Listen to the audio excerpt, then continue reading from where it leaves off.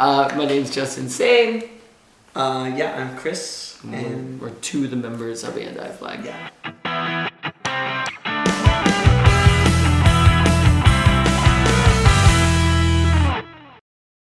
You have a press day today, probably hours of interviews and press stuff. How are you holding up so far?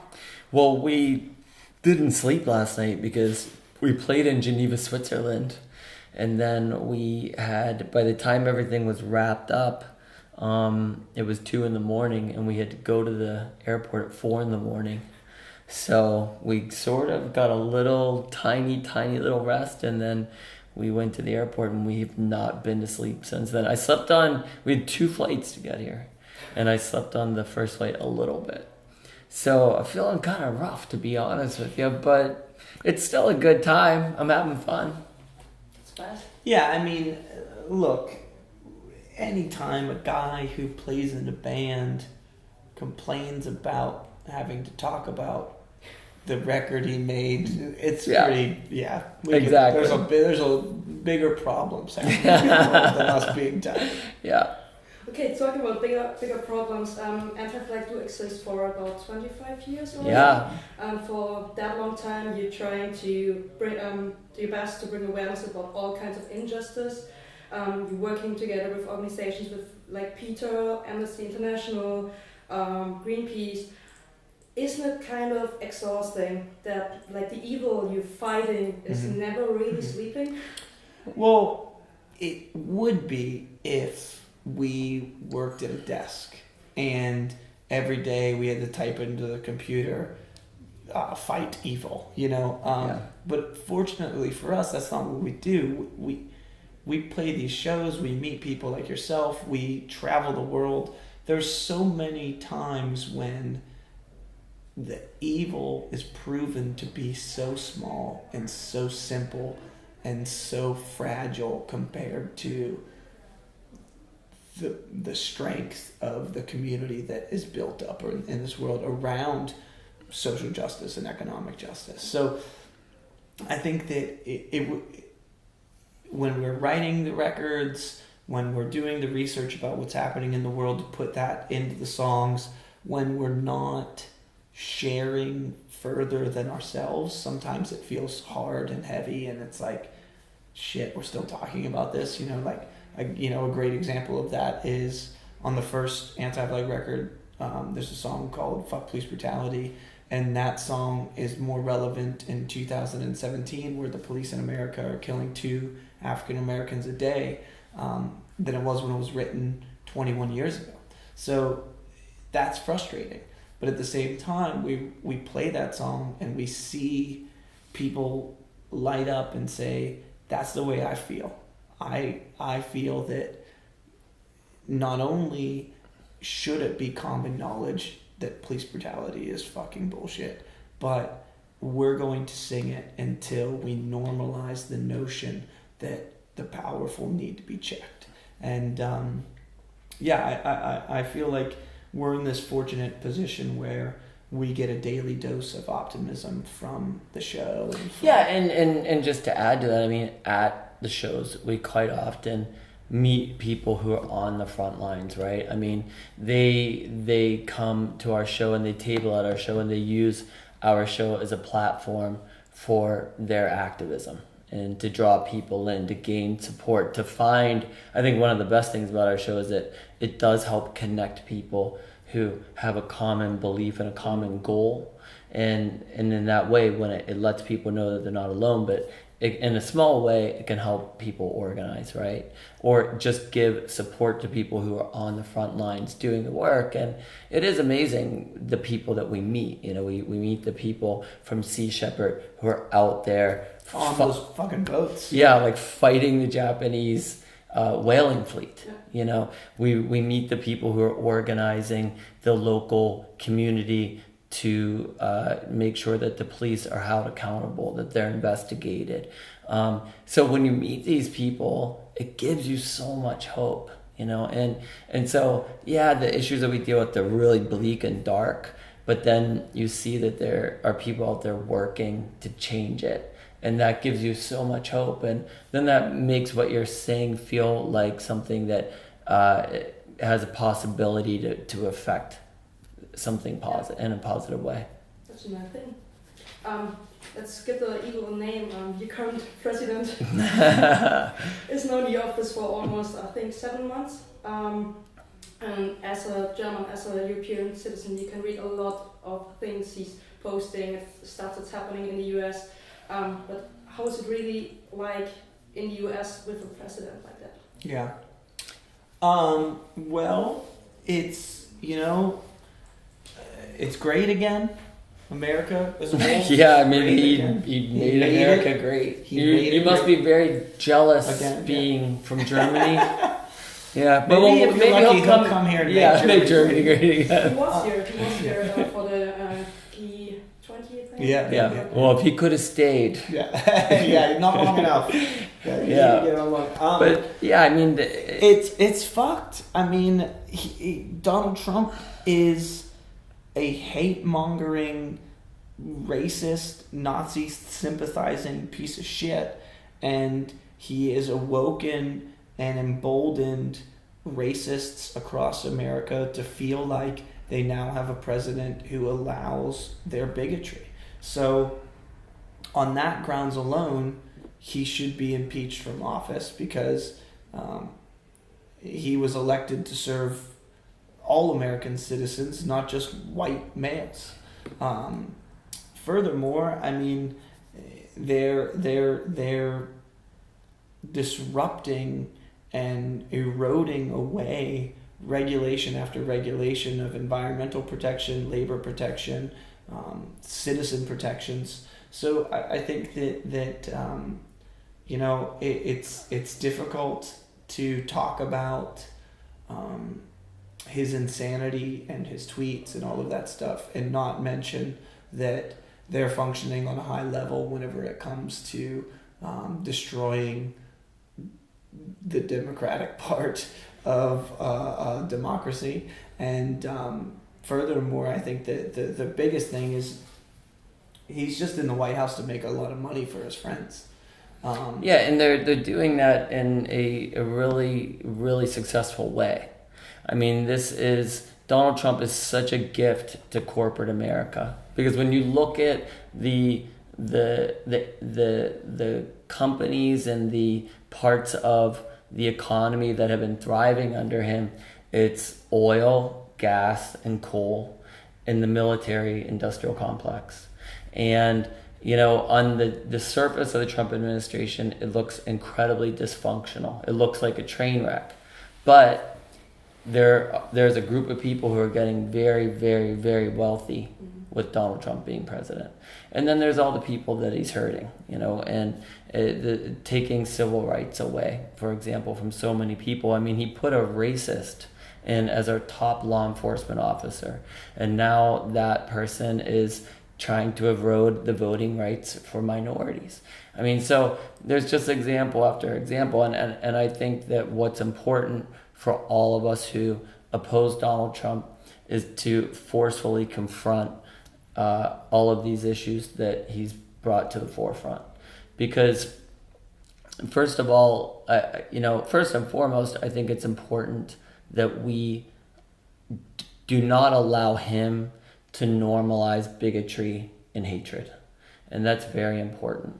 And second, there are groups that feel attacked by him, transgendered people, gay people. Don't just feel, have been, right, yeah. I mean, women, African Americans, immigrants. And it's important that these people know that they're not going to be abandoned, and that we will not stand by and let them be victimized.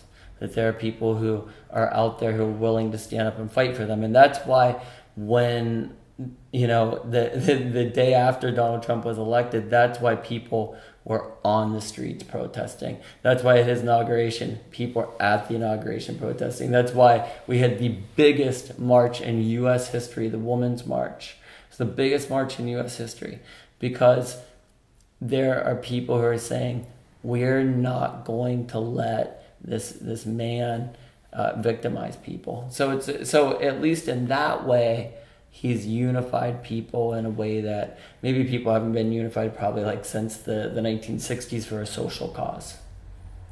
Do you think he will stay in the office for the whole term? Because some people say, oh, he will be bored, or somebody will kick him out. Or... I think he's going to be gone at some point soon. I don't know how soon. I hope sooner than later. I know that Mike Pence isn't any better. I hope that at some point they recognize that the entire thing was a sham, and that they run 2 new candidates altogether, and we get a do-over because we fucked up. So let's fix it. Yeah, and I mean, I guess if there's any silver lining, and we, again, this just comes back to us being on the road. I mean, we just spent a month on the road traveling all over the States. And over again, we'll have people come up to us and say, you know what, I was sleepwalking. I was apathetic. I wasn't paying attention. This has changed everything for me. And, these are old and young people, black and white, male and female. I mean, people from all across the spectrum. And if Donald Trump has done anything, he's galvanized people to decide that being apathetic or being cynical or just giving up is not a viable option anymore. So I wish that it didn't take Donald Trump to get to that point, but if we have to have Donald Trump, then let that be the outcome. Did you hear about the story with Peter on the test tube babies when they wanted to enter? Yeah, he was not allowed in. He was actually refused to get, the band was in, but Peter himself was not allowed to, because he did, last year, he did a tour where he dressed up as Donald Trump and did a parody of the whole thing. What do you think, what does it mean for the freedom of opinion if you cannot even make a joke about it? I mean, I know there are people out there who have plans to travel to the US and they're now afraid, what will I put on Twitter or on Facebook? Well, it's dangerous because it shows an authoritarian attraction, and once you start down that path of authoritarianism, it's dangerous because the question is, where does it end? Yeah. And so, that's just another issue that we have to keep. One of the reasons that we have to confront Donald Trump at every turn. Yeah, I don't know. I'm not 100% read up on that story. I just know that he was turned away from being allowed in, and I think that it's just a testament to how insane he is. But B, how fragile he is. That somehow this bothers him. That this guy in this punk rock band is saying what he's saying. That's some of the scariest shit about Donald Trump to me, is that he needs to be loved so badly, and he is not loved. So. Yeah. He is not loved. Okay, now let's go away from the whole Trump thing and go to more the hardcore and punk rock thing again. Chris, I have a question for you. In an interview in Pericon earlier this year, he talked about Wolfdown, the band, the German hardcore band. I'm not sure if you know what happened to them. They just split up. Very briefly, because we're friends with a band called Strafe from the Path, and they were supposed to take Wolfdown on tour, and we heard that there was some sexual assault allegations against them that I guess were true, and the band, sexual assault allegations against Wolfpack. Yeah, Wolfdown. Or Wolfdown. If that's the case, that's fucking awful for the victims of that, and I respect their need to heal, and however they need to do that, and I don't necessarily care about the band that much at that point. But you said in the interview that the band made some really good and important statements with their music, and it was fresh and new for the hardcore scene. Can you maybe recommend any other new political punk or hardcore bands? Yeah. Or- Well, I mean, my friend Derek makes music called the Homeless Gospel Choir, and I think that you should, if you have a Wolf Down record, you should put it in the trash and get his record.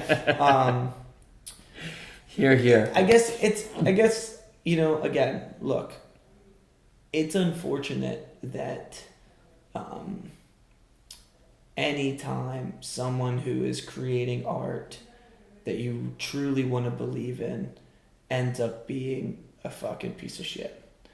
But that is life, and that's what is going to happen. The people that we think are our friends are going to end up being pieces of shit. So the best that we can do as a community is call them on their shitty life ethic and either decide whether or not the disease that they are afflicted with, whether it be racism or sexism or homophobia or transphobia or any of these, whether or not that it's curable. And I only know the Wolf Down folks in passing. I'm not even sure if it's the ones that this happened with are people that we've been friendly with or even met. But the reality is they've got a lot of work to do. And more than anything, I'm more concerned with the work that's going into the victims' lives and how they're moving forward after this. And again, I'm not super educated on the story. I did hear that. I think that for every one of our inspirations that proves to be less than we want it to be, there are many, many more to replace them. So if Wolf Down isn't the band that we thought they were whenever I did that interview, there's fucking way more. There's way more. And our time and our money and our efforts are better served on positivity and better people. Sure. Would you call the punk and hardcore scene and its gigs like as a safe space yourself, or what do you think about it? Well, I would like it to be. Yeah. I think that it's not perfect. I think we try to make it be the most perfect place that it can be. I think just like, for example, an AntiFlag show, we believe that everybody at an AntiFlag show should have an equal opportunity to have a good time, and to be respected. And to be counted. Yeah. That's the whole purpose of this, is to have this group of people come together and recognize that they're not alone. Yeah. And when things are happening within that scene and in that space that isolate people further, that's the complete antithesis of what punk rock is to us. Yeah. So yeah, and just like, for example, like when we started AntiFlag, it was pretty acceptable to, this is 20 years ago in the punk scene. You would hear sexist language, racist language, lots of homophobic language. We were hearing these things and we were like, this community is really cool in certain ways, but there are other parts of it that we really don't like. And, we made the statement with our music and that community that we weren't going to stand for that bullshit. And there were other people who made the same statement and we changed it, and I think that that's what you do when you're a part of a community and there's things in it that you're not liking. And there's an education process even for us that needs to happen, because again, we've been in a band for a long time. We've operated a certain way. So there will be times in our lives when people say, yo, that's not how this goes anymore. And we have two options. One option is to dig our heels in and say, nah, this is what punk is. It's what we did when we were kids. Or to say, oh, sorry, we fucked up. We're going to try to do better. And that to me is the biggest thing that you see happening now. Yeah. Anytime Agreed. someone gets confronted on one of these things, someone chimes in with, oh, the music's supposed to be dangerous, or it's supposed to be disruptive, or it's supposed to be confrontational. It's not for everybody. Get out if you don't like it. And to that, fuck you. Mm-hmm. This music is supposed to be disruptive and confrontational and dangerous to one thing only, and that's the status quo. Mm-hmm. And right now, who the fuck is the president?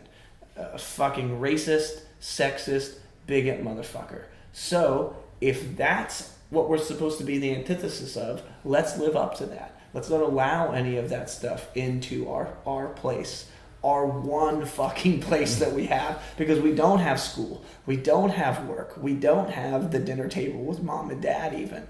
We have this. So we need to work to be better. We need to be amicable. We need to allow ourselves to learn. We need to recognize that human beings as a whole are not perfect, but are worth working on. And those are the conversations I'm much more interested in having. And when people are pieces of shit, they need to be dealt with. And I'm not a violent person. I'm not going to advocate violence against anyone. I know that there are some people that have dealt with things like that in their lives, and that's their response mechanism. You know, I can't judge anyone for dealing with a racist or a homophobe or a Nazi and knocking them the fuck out. You know, I'm 140 pounds. Justin's a little bit lighter than that. We're not knocking anybody out. We're going to try to settle this a different way. But there are many folks who do shit like that, and we understand, you know. There's no... When we draw rigid lines of how we get to social and economic and political justice, it's going to be much harder to get there. So we have to be a bit amicable, and we have to be a bit fluid, and we have to understand that there are bumps and bruises along the way. Okay, let's talk about something more happy. Yeah. Two-thirds about 2017. But that band broke up, right? Wolfdown. They broke up in July, yes. Yeah. After they were accused like 2 days later or something.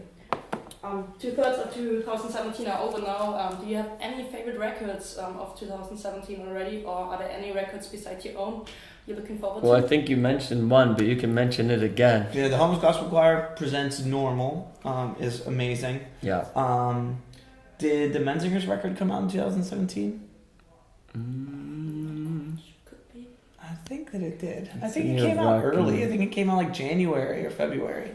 You're right. Oh, the new Rancid record. The of new course, Rancid record's is great. actually, I can't believe how good it is. Like the first 5 songs, I think, are incredible.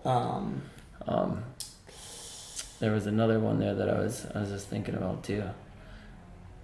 Boy. To be honest with you, all I've been listening to is the new Rancid record for since it came out. I can look up my phone. Sorry, don't judge me. And while you're looking up, are you still able to buy records, or do you nowadays just listen to music about via Spotify or via... Menzingers After the Party came out in 2017. I'll put that on my list. I do still like to get a full package, and being in a band, I like to support. I like to support bands, and collecting records is fun. So I think if you have a band you really love, I still try to do that. Yeah, I mean, going to the record store is one of my favorite things. And I'm going to do it. I'm going to find a way to leave here and go to a record store. So, yeah, that's not ever going to change for me. But I also understand that I'm older, and that people listen to music on their phone more than anything. And so I want to make sure that we do the things that we need to do to make our music accessible to all people, because I believe the songs are for all people. Yeah, agreed. But at the same time, we're going to make like kick-ass LPs and shit like that, because that's what we want. Yeah, and that is true. I mean, like the last 2 records, I think it's some of the best artwork we've ever had in a record. And in a way, like it kind of like bums me out when I think like, wow, a lot of people will never see this because they're just not going to go looking for it. Yeah, it's crazy too that like you have to do things where you have to put your own record on YouTube because people are just going to listen to it anyway. You know what I mean? It's just like crazy thing. So like on this record, I think we're going to have like a video for every song on the record, just because so many people just listen to music on YouTube. Yeah. And And again, it's not like that's wrong, but it's hieroglyphics. So it's like that's me being an old man, like get off my lawn, you son of a bitch. Okay, final question. Your new record, American Fire, comes out on the 3rd of November. And your first single, American Attraction, is already out and sounds way different to the rest you did before, in my opinion. Yeah. The sound is different. Well, what can we expect from the new record? A lot of different sounds. Yeah, there's a lot of diversity on the record. I mean, we have been a band for a long time, and I don't think that we've ever actively tried to make the same record twice. I mean, because I just think as musicians, as creative people, we're interested in experimenting and trying new things. I do think, though, that there is always kind of a core sound that runs through an AntiFlag record, that when you have the record as a whole, even if certain songs kind of depart a little bit, when you hear it and it's all together, you're like, oh yeah, that's an AntiFlag song. And that one song that maybe you heard on its own that doesn't make so much sense on its own, when it's in the full record, you realize like, oh yeah, it all makes sense now. So I think that taking AntiFlag as the full piece really helps people to realize, to understand where maybe a song fits better. But also, I mean, when we, because we've been a band for such a long time, we just wanted to be true to ourselves and make what we wanted to make. We wanted to create what we wanted to create. I think that the song American Attraction is addressing issues that are uncomfortable issues. And because of that, I mean, like the issues that we're discussing in it, I think when you are gonna discuss something that's uncomfortable, it's kind of cool to write music that you wouldn't normally write. You're taking this uncomfortable subject and you're putting it together with something else, something that musically feels uncomfortable to you. And I think that helps bring that uncomfortable message or feeling out in the song. And I think that's something that we were trying to do. Yeah, and again, sometimes we overanalyze that side of it because that's our lives. You know what I mean? Like that song that you're talking about is forever a part of us now. And so when we talk about this song and we have this lyric and these references to America and Donald Trump's America being this sideshow circus bullshit, and then we write this little piece of music that kind of sounds like the circus, and then you're like, whoa, how does this work?